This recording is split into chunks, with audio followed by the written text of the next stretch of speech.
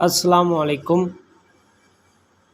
आज हम general science and ability का एक नया टॉपिक करेंगे और वो है एंजाइम्स। बहुत ज़्यादा इम्पोर्टेंट टॉपिक है। एंजाइम्स जानने से पहले आपको कुछ इंट्रोडक्शन में चीज़ें हैं जो आपको पता होना ज़रूरी है। पहली चीज़ है मेटाबॉलिज्म क्या होते हैं। देखिए, कोई भी एक ज़िंदा जानदार है, लिविंग ऑर्गेनिज़म है, उसके अंदर बहुत सारे रिएक्शंस होते हैं। अब हर रिएक्शंस का अपना नाम है, लेकिन अगर जानदार के अंदर होने वाले तमाम रिएक्शंस को अगर हम कलेक्टिवली एक नाम देंगे ना, तो हम कहेंगे कि ये मेटाबॉलिज्म है। तो हम कह सकते हैं कि किसी जानदार के अंदर होने वाले तमाम रिएक्शंस को मजमूई तौर पर हम मेटाबॉलिज्म कहते हैं। All reactions taking place in living organisms are collectively called as metabolism. अब इसकी आप एग्जांपल समझ लें। हम इंसान हैं, एक लिविंग ऑर्गेनिजम्स हैं, हमारे अंदर बहुत सारे रिएक्शंस हैं। अब कौन से रिएक्शंस हैं? हमारे अंदर डाइजेशन हो रही है, ये भी एक रिएक्शन है। हमारे अंदर रेस्पिरेशन हो रही है, ये भी एक रिएक्शन है। हमारे अंदर सर्कुलेशन ऑफ ब्लड हो रही है, ये भी एक रिएक्शन है। तो ये सारे रिएक्शंस के अपने अपने नाम हैं। अगर हम इनको एक कलेक्टिवली नाम देंगे तो हम कहेंगे कि हमारे जिस्म के अंदर मेटाबॉलिज्म हो रही है। मतलब सारे रिएक्शंस को मजमूई तौर पर हम क्या कहते हैं? मेटाबॉलिज्म कहते हैं। अब मेटाबॉलिज्म की होती हैं दो टाइप्स, एक कैटाबॉलिज्म और एक एनाबॉलिज्म। कैटाबॉलिज्म क्या होती है? कैटाबॉलिज्म एक ऐसा रिएक्शंस है, एक ऐसा अमल है जिसमें बड़े मालिक्यूल टूट जाते हैं into small molecule, break down into small molecule. अब इसकी एग्जांपल है डाइजेशन। अब डाइजेशन में देखें, जब हम खुराक खाते हैं, नवाला मुंह में डालते हैं, तो हम टीथ के ज़रिए उसको ब्रेक डाउन करते हैं। वो एक बड़ा मालिक्यूल होता है, उसको हम ब्रेक डाउन करते हैं इनटू स्मॉल मालिक्यूल। तो ये जो अमल है, ये जो रिएक्शन है, इसको आप क्या कहते हो? कैटाबॉलिज्म कहते हैं। उसके बाद आता है एनाबॉलिज्म। एनाबॉलिज्म का क्या मतलब है कि small molecule combine to form large molecule. वो रिएक्शंस, वो अमल जिसमें छोटे मालिक्यूल मिलकर एक बड़ा मालिक्यूल बना देते हैं, उसको हम एनाबॉलिज्म कहते हैं। अब इसकी एग्जांपल है फोटोसिंथेसिस। फोटोसिंथेसिस आपको पता है ऐसा अमल है जिसके ज़रिए पौधे अपनी खुराक खुद बनाते हैं। The process by which plants prepare their food on its own, खुद ब खुद बनाते हैं। अच्छा, फोटोसिंथेसिस में होता क्या है कि प्लांट्स जो वाटर है ना, वाटर लेते हैं रूट्स के ज़रिए, H2O ले लिया, माहौल से उन्होंने ले ली कार्बन डाइऑक्साइड, ऊपर से आ रही सनलाइट, ये तीनों छोटे छोटे मालिक्यूल मिलते हैं और वो अपनी ग्लूकोज बना देते हैं, C6H12O6 प्लस ऑक्सीजन वो रिलीज़ कर देते हैं, जो उनका बाई प्रोडक्ट है। तो पता क्या चला कि ये एक ऐसा अमल है जिसमें छोटे मालिक्यूल आपस में मिलते और एक बड़ा मालिक्यूल बना देते।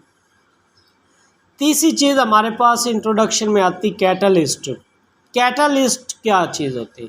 कैटालिस्ट कोई भी ऐसी चीज़ है जो हम रिएक्शंस में यूज़ करते हैं, लेकिन ये रिएक्शन में खुद चेंज नहीं होता, बल्कि ये क्या करता है? ये रिएक्शन को या तो चेंज कर देता है या उसको स्पीड अप कर देता है, तेज़ कर देता है, उसकी रफ्तार को तेज़ कर देता है।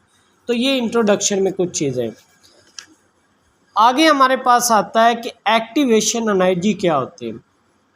देखिए, कोई भी एक रिएक्शन है वो खुद ब खुद स्टार्ट नहीं होता, उसको शुरू करने के लिए हमें कुछ एनर्जी चाहिए होती है। तो वो मिनिमम अमाउंट ऑफ एनर्जी जो किसी रिएक्शन को स्टार्ट करने के लिए चाहिए होती है, उसको आप एक्टिवेशन एनर्जी कहते हैं। तो ये कुछ इंट्रोडक्शन में चीज़ें। एक दो और चीज़ें, सबस्ट्रेट क्या होता है, सबस्ट्रेट क्या होता है, प्रोडक्ट क्या होता है। तो सबस्ट्रेट वो चीज़ होती है जिस पर कोई एंजाइम एक्ट करता है। एंजाइम जिस चीज़ पर रिएक्ट करेगा वो सबस्ट्रेट है, और जो चीज़ एंजाइम के एक्शन के बाद बन जाएगी वो क्या होता है? प्रोडक्ट होता है। अब यहाँ पे आती हैं प्रॉपर्टीज़ ऑफ एंजाइम, जो बहुत ही ज़्यादा इम्पोर्टेंट है। पहली बात तो ये है कि एंजाइम्स प्रोटीन के बने होते हैं, मेड अप ऑफ प्रोटीन। आपको पता है प्रोटीन किससे बने होते हैं? अमाइनो एसिड से। अब ये जो अमाइनो एसिड हैं इन्होंने प्रोटीन बनाया होता है। अगर आप उसको पूछे कि अमाइनो एसिड बनाते तो हैं प्रोटीन, लेकिन किस बॉन्ड के ज़रिए, तो आपने बताना है पेप्टाइड बॉन्ड के ज़रिए अमाइनो एसिड आपस में मिलते और वो प्रोटीन बनाते हैं। उसके बाद तीसरी प्रॉपर्टी ये है कि जो रिएक्शन एंजाइम की मौजूदगी में होगा वो फास्ट होगा, जो उसके बगैर होगा वो क्या होगा? स्लो होगा। हमने पीछे पढ़ा है कि एंजाइम्स या कैटलिस्ट क्या काम क्या करते हैं कि ये रिएक्शन को या तो चेंज करते हैं या उसको स्पीड अप करते हैं, खुद एंड पे अनचेंज रहते हैं। अच्छा, एंजाइम की मौजूदगी में जो रिएक्शन होगा वो फास्ट और जो उसके बगैर होगा वो क्या होगा? स्लो होगा। चौथी प्रॉपर्टी क्या है कि एंजाइम्स का जो नॉन प्रोटीन पार्ट होता है उसको आप क्या कहते हो? कोफैक्टर कहते हैं। The non protein part of enzymes is called as cofactor.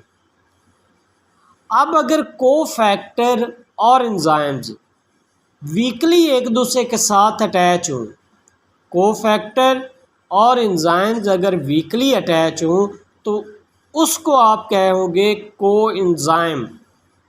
Cofactor और एंजाइम अगर इनका वीकली अटैचमेंट होगी तो ये आप कहलाता है को एंजाइम।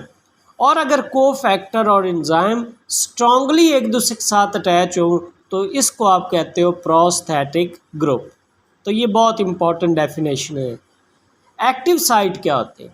एंजाइम का एक स्पेसिफिक साइट होती है जहाँ पर कोई सबस्ट्रेट आकर अटैच होता है। कोई भी सबस्ट्रेट आकर अगर एंजाइम के साथ उसने अटैच होना है, रिएक्ट करना है, तो एंजाइम की एक स्पेसिफिक साइट है जहाँ पर सबस्ट्रेट आकर अटैच होता है। क्या बनाने के लिए? प्रोडक्ट बनाने के लिए। उसको आप एक्टिव साइट कहते हो। Very important definition, what is active site? तो आपने बताना है एंजाइम की वो स्पेसिफिक साइट जहाँ पर कोई सबस्ट्रेट आकर अटैच होता है टू फॉर्म अ प्रोडक्ट। उसके बाद हमारे पास आता है कि मेटाबॉलिक पाथवे क्या होता है। जब बहुत सारे एंजाइम्स आपस में मिलकर काम करें तो वो मेटाबॉलिक पाथवे बनाते हैं। When many enzymes work together they make a metabolic pathway. अब उसके बाद अगला जो टॉपिक आता है वो आता है एक्शन ऑफ एंजाइम के एंजाइम्स काम कैसे करता है। तो एंजाइम इस तरह काम करता है कि सबस्ट्रेट आकर मिलता है एक्टिव साइट के साथ। एंजाइम का हमने पढ़ा है अगर सबस्ट्रेट ने मिलना है तो एंजाइम की एक्टिव साइट पे आकर अटैच होगा। सबस्ट्रेट एक्टिव साइट पे आकर अटैच होता है, वहाँ पे ये बनाता है एंजाइम सबस्ट्रेट कम्प्लेक्स। उसके बाद क्या होता है कि प्रोडक्ट बन जाता है और एंजाइम्स क्या हो जाता है? सेपरेट आउट हो जाता है, ये खुद अनचेंज रहता है। अब उसके बाद अगला जो मेन टॉपिक है वो है स्ट्रक्चर ऑफ एंजाइम। एंजाइम के स्ट्रक्चर कैसे होती है, तो उसके बारे में दो मॉडल दिए गए थे। पहला है लॉक एंड की मॉडल। लॉक एंड की मॉडल में उसने ये कहा था, उसने कहा कि जो जिस तरह एक लॉक को खोलने के लिए एक स्पेसिफिक की चाहिए होती है, इसी वजह से इसी तरह एक जो ख़ास एंजाइम है वो एक ख़ास ही सबस्ट्रेट के साथ मिल सकता है। उसने इसकी रीज़न ये दी, उसने कहा कि जो एक्टिव साइट होती है ना एंजाइम की, उसकी मखसूस शक्ल है वो रिजिड होती है। मतलब अगर उसके साथ ए सबस्ट्रेट अटैच होना है तो ए ही होगा और कोई नहीं होगा। क्यों नहीं होगा? क्योंकि उसकी शक्ल ही ए जैसी, जो उसकी एक्टिव साइट है वो रिजिड है, उसकी शक्ल ही स्पेसिफिक होती है। लेकिन इसके बाद जो दूसरा मॉडल दिया गया वो था इंड्यूस फिट मॉडल। उसने कहा कि एंजाइम्स किसी भी सबस्ट्रेट के साथ मिल सकता है, जिस तरह का भी सबस्ट्रेट आ जाए ये अपनी शक्ल चेंज कर लेता है, ये उस तरह अपने आप को चेंज कर लेता है। उसकी वजह उसने बताई कि जो एंजाइम की एक्टिव साइट है वो फिक्स नहीं है, रिजिड नहीं है, बल्कि वो क्या होती है? वो इलास्टिक होती है। उसके बाद यूजेस ऑफ एंजाइम्स लास्ट है। तो कुछ एंजाइम्स आप याद कर लें। अमाइलेज ये प्रोडक्शन ऑफ शुगर के लिए यूज़ होता है। प्रोटीएज ये लोअरिंग ऑफ प्रोटीन लेवल के लिए, ये बिस्किट बनाने के लिए इस्तेमाल होता है। लाइगेज किसी चीज़ को जोड़ने के लिए इस्तेमाल होता है। तो उसके बाद एंजाइम्स का इंडस्ट्री में भी इस्तेमाल है। पेपर इंडस्ट्री में आप कह लो, टेक्सटाइल इंडस्ट्री में इसका यूज़ है, एग्रीकल्चर में इसका यूज़ है, इन्वायरमेंट में इसका यूज़ है। तो ये कुछ यूजेस हैं एग्ज़ाम्स के। तो ये आज एक इम्पॉर्टेंट टॉपिक था आपका जनरल साइंस एंड एबिलिटी का। उम्मीद है आपको समझ लग गई होगी। तो प्लीज़ अगेन वही रिक्वेस्ट है कि चैनल को प्रमोट करने में ज़रूर हेल्प करें। इसके लिए बहुत ज़्यादा मेहनत करनी पड़ती ये लेक्चर CSS के बनाने के लिए। तो आप लोग अगर तामुन करेंगे तो इंशाल्लाह आपके सारे सब्जेक्ट्स के जो लेक्चर्स हैं वो आपको इधर प्रोवाइड होंगे। थैंक्स फॉर वाचिंग एंड अल्लाह हाफिज़।